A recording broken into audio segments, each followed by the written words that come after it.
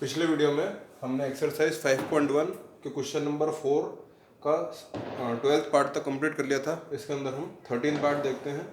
इसके अंदर हमको सीरीज क्या दे रखी है, √3, √6, √9, √12 एंड सो ऑन। हमको ये पता करना है कि ये सीरीज एपी में है कि नहीं। अगर है तो इसका कॉमन डिफरेंस क्या है, और फिर आगे 3 टर्म्स और निकालनी है। सबसे पहले तो हमको देखना है कि ये सीरीज एपी में है कि नहीं। देखने में ही लग रहा है कि सीरीज एपी में नहीं है। अब मैं आपको समझाता हूँ कैसे नहीं है। देखिए, हम यहाँ पे 3 के फैक्टर करने जाएंगे तो कितना आएगा, 3 and 1।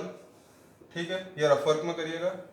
यहाँ पे 6 का फैक्टर करेंगे हम जब, तो कैसे होंगे, 2 से डिवाइड करेंगे, 2 3 ज़ा 6, 3 1 ज़ा 3। तो हम रूट के अंदर इसको कैसे लिख सकते हैं, 2 into 3, या फिर √2 into √3, क्योंकि ये भी √6 ही हो जाएगा आगे जा करके। तो हम √6 को ब्रेक डाउन करके ऐसे लिख देंगे, √2 into √3। अब देखिए √9, ठीक, इसके फैक्टर क्या होंगे, 9 के, 3 3 ज़ा 9, 3 1 ज़ा 3। ठीक है। तो रूट के अंदर अगर 9 है, अगर √9 है तो इसको हम कैसे लिख सकते हैं, √3 into √3, √3 into 3, या फिर अलग अलग करके लिख दें तो √3 into √3। मतलब वही रहेगा, √9 ही होगा। इसी तरीके से √12, इसके फैक्टर करके देख लेते हैं हम। 12 के 2 से डिवाइड करते हैं, 2 6 ज़ा 12, 2 3 ज़ा 6, 3 1 ज़ा 3। देखिए ये √12 है, तो इसको हम कैसे लिख सकते हैं, 2 into 2 into 3। इसमें से 2 को बाहर कर दीजिए, 2√3, इसको ऐसे लिख सकते हैं। ठीक, तो हम अपनी सीरीज को किस तरीके से रीराइट करेंगे, √3, √2 into √3, √3 into √3, 2 √3। ठीक है, या फिर इसको आप इस तरीके से इसी फॉर्म में लिखना चाहते हैं, अगर मल्टीप्लाई फॉर्म में ही लिखना चाहते हैं तो इसमें ऐसा भी लिख सकते हो आप, 4 into 3 रूट में, और √4 into √3 ऐसा भी लिख सकते हो आप। तो इसको ऐसा लिख दीजिए, सब एक जैसे हो जाएंगे, √4 into √3। ठीक है, ये वाली नई सीरीज आप नीचे लिख दीजिए, एंड सो ऑन। ठीक है, अब मैं इसको एक बार रब कर देता हूँ।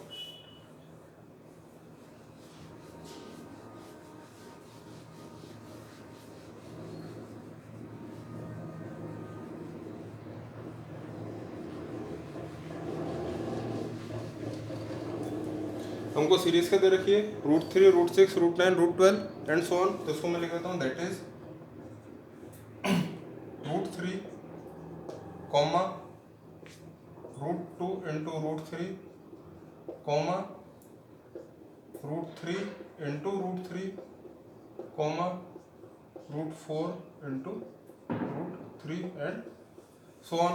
इसी हमने पहले वाली सीरीज को इस तरीके से मॉडिफाई करके लिखा। कैसे किया ये मैंने आपको बताया अभी सॉल्व करके। अब नाउ हियर A1 या फिर A कितना होगा, √3, A2 हमारा होगा √2 into √3, A3 अपना होगा √3 into √3 एंड A4 अपना होगा √4 into √3। अगर आप चाहो तो इस √4 को 2 भी लिख सकते हो। ठीक है, यहाँ तक की जरूरत पड़ेगी नहीं वैसे।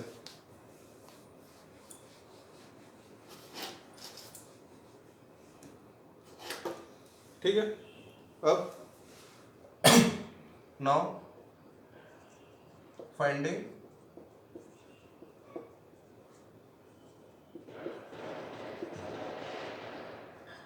डिफरेंस 1 या फिर D1। D1 का फॉर्मूला क्या होता है, A2 - A1। अब देखिए A2 कितना है, √2 इंटू √3, √2 इंटू √3 माइनस A1 कितना है अपना √3। अब इन दोनों चीज़ों में से देखिए हमको कॉमन क्या दिख रहा है, A2 में भी √3 है, A1 में भी √3 है, तो दोनों टर्म्स के अंदर √3 कॉमन आ रहा है, तो हम √3 को कॉमन ले लेते हैं। √3 कॉमन आ गया तो आगे से क्या बचा, √2 बचा, माइनस यहाँ से पूरा √3 बाहर निकल गया तो कितना बचेगा 1। तो हमारा D1 आ गया √3 मल्टीप्लाई बाय √2 माइनस 1, ये हमको मिला D1। ठीक है, अब हम फाइंड करके देखते हैं D2। नाउ फाइंडिंग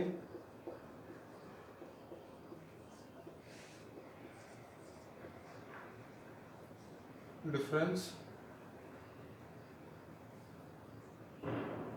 2 या फिर D2। फॉर्मूला क्या होता है, A3 माइनस A2। जब हम थर्ड टर्म में से सेकंड टर्म को माइनस कर देंगे तो डिफरेंस 2 आ जाएगा। तो देखिए A3 क्या है, √3 इंटू √3, √3 इंटू √3 माइनस A2 कितना है, √2 इंटू √3, √2 इंटू √3। ठीक, अब दोनों टर्म्स में से फिर से क्या कॉमन दिख रहा है, √3 ही कॉमन दिख रहा है, √3 और √3 कॉमन दिख रहा है, या ये वाला √3 या ये वाला √3 कुछ भी कॉमन ले सकते हो आप। तो हमने √3 यहाँ से कॉमन ले लिया, कितना बचा अंदर, सिंगल √3 बचा, क्योंकि यहाँ पे एक √3 तो बाहर आ गया, माइनस यहाँ से √3 बाहर आ गया तो कितना बचेगा √2। ये हमारा हो गया D2। इसके आगे फर्दर ये सॉल्व हो नहीं सकता। अब ध्यान से देखिए D1 और D2 को, क्या वैल्यूज बराबर हैं, दोनों की वैल्यू बराबर नहीं है। ठीक है, तो क्या लिख देंगे हम, since D1 is not equal to D2 the given series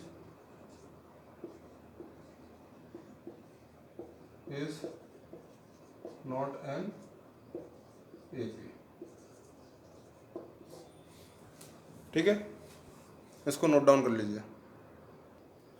अब नेक्स्ट पार्ट है, हमको सीरीज दे रखी है 1 square, 3 square, 5 square, 7 square and so on. हम देखते हैं 1 का स्क्वायर कितना होता है 1, इसको पहले हम लिख लेते हैं, सीरीज को वापस से रीराइट करना पड़ेगा, लिखते हैं दैट इज 1 का स्क्वायर कितना हो गया 1, 3 का स्क्वायर कितना हो गया 9, 5 का स्क्वायर 25, 7 का स्क्वायर 49 एंड सो ऑन। ठीक है, तो यहाँ पे देखिए हियर A1 या A कितना है 1, A2 कितना है 9, A3 अपना है 25 एंड A4 है 49। क्लियरली दिख रहा है सीरीज AP में नहीं है, फिर भी हम देख लो हम करके देख लेते हैं। देखिए नाउ फाइंडिंग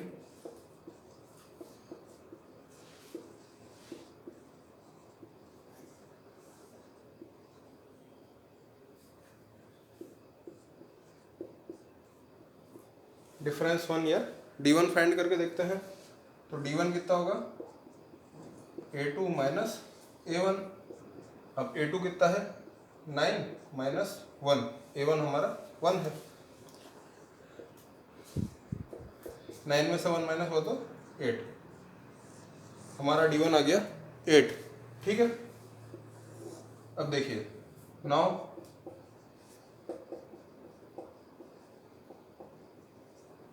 फाइंडिंग डिफरेंस 2 या D2। डिफरेंस 2 फाइंड करेंगे तो डिफरेंस 2 D2 क्या होगा A3 माइनस A2। जब हम थर्ड टर्म में से सेकंड टर्म को माइनस कर देंगे तो डिफरेंस 2 आ जाएगा। थर्ड टर्म कितना है 25 और सेकंड टर्म कितना है 9। जब हम 25 में से 9 को माइनस करते हैं तो कितना आता है? 16। अब दोनों को कंपेयर करके देख लीजिए, D1 कितना है? 8 और D2 कितना है? 16। ठीक है, लिख देंगे since D1 is not equal to D2 the given series is not an AP। इसको नोट कर लीजिए आप। अब नेक्स्ट पार्ट जो है, लास्ट पार्ट है, यहाँ पे अपनी एक्सरसाइज भी फिनिश हो जाएगी। 15 पार्ट तो ये बता रहा है हमको 1 square, 5 square, 7 square, 73 and so on. तो इसको भी रीराइट करना पड़ेगा, तो देख लेते हैं। लिखेंगे दैट इज 1 का स्क्वायर कितना होता है? 1, 5 का स्क्वायर 25, 7 का स्क्वायर 49, 73 तो हमको दे ही रखा है एंड सो ऑन। अब यहाँ पे हियर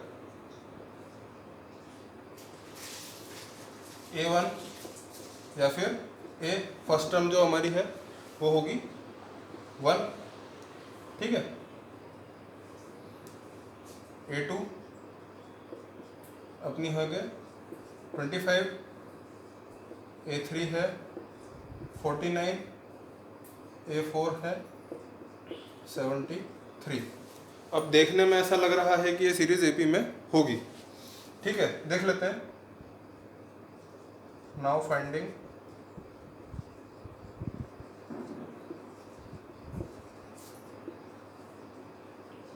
डिफरेंस 1 या फिर D1, ठीक है। तो डिफरेंस 1 क्या होगा? D1 is equal to A2 minus A1, ठीक है। A2 कितना दे रखा है हमको? 25 और माइनस A1 कितना है? 1। 25 में से 1 को माइनस करेंगे तो आया 24, तो हमारा D1 आ गया 24, ठीक है। अब देखिए हम फाइंड करते हैं डिफरेंस 2।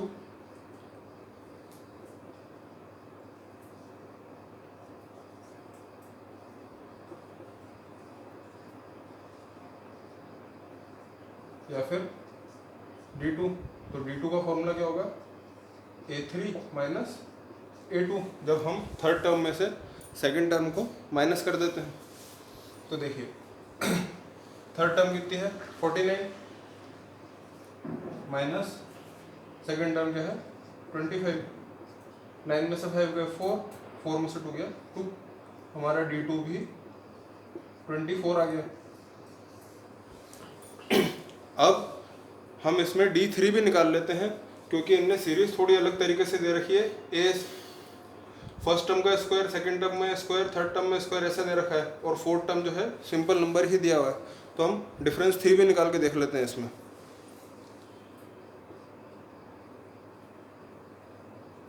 ऑल्सो फाइंडिंग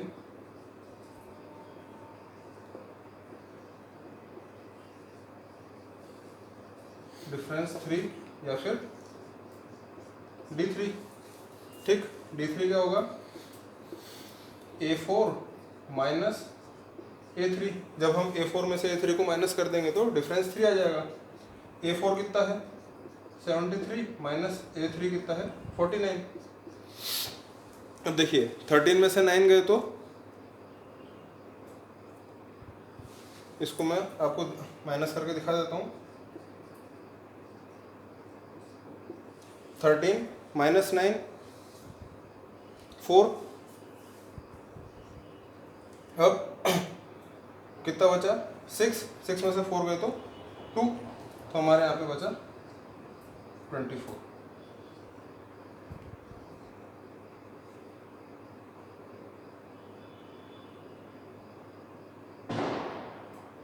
अब देखिए ध्यान से, D1, D2 और D3 सब बराबर आ गए। एक लाइन लिख देंगे, since D1 is equal to D2 is equal to D3 the given series is an AP, ठीक, with common difference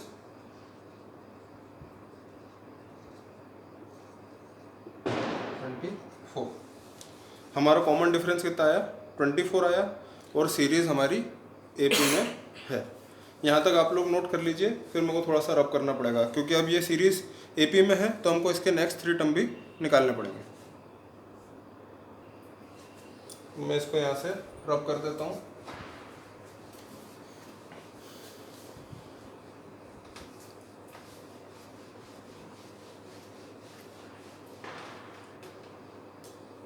यहाँ पे हम साइड में लिख लेते हैं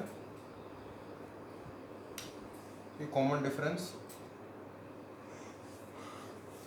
D इज इक्वल टू 24 आया है, इसको हम लिख के रख लेते हैं। मैं इस चीज़ को भी रब कर देता हूँ।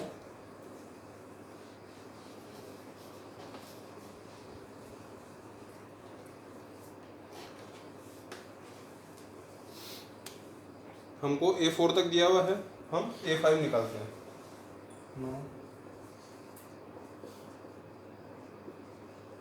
फाइंडिंग A5 का फॉर्मूला क्या होता है?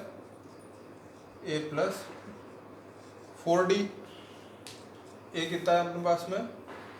1। सॉरी, रब हो गया होगा। A अपने पास में है 1 प्लस 4 इंटू D कितना है? 24, ठीक है। तो 1 तो ऐसे ही आ जाएगा। 4 4 द 16, कैरी 1, 2 4 द 8 और 1 9। 4 इंटू 24 किया तो कितना आया? 96, और 96 प्लस 1 97। तो अपना A5 हो गया 97। अब निकालेंगे A6।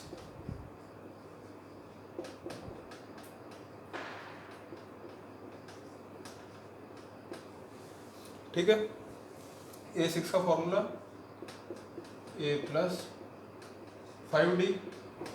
A कितना है अपने पास में? 1 प्लस 5 इंटू D कितना निकाला था? 24, तो लिख देंगे 24। 1 एज इट इज रहने देंगे। अब 5 का मल्टीप्लाई करिए, 5 4 द 20, कैरी 2, 5 2 10 और 2 12। तो कितना आ गया? 120, और 120 में 1 ऐड कर देंगे तो 121। तो A6 अपना आ गया 121। ठीक है, एक आंसर तो ये हो गया, एक आंसर ये हो गया। एक लास्ट और निकालना है।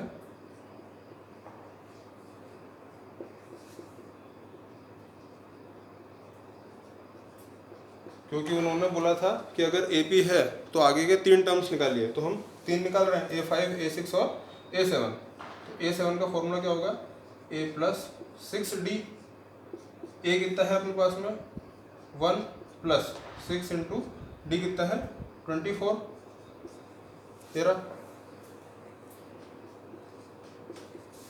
6 4 ज़ा 24 का 4, कैरी 2, 6 2 ज़ा 12 और 2 14।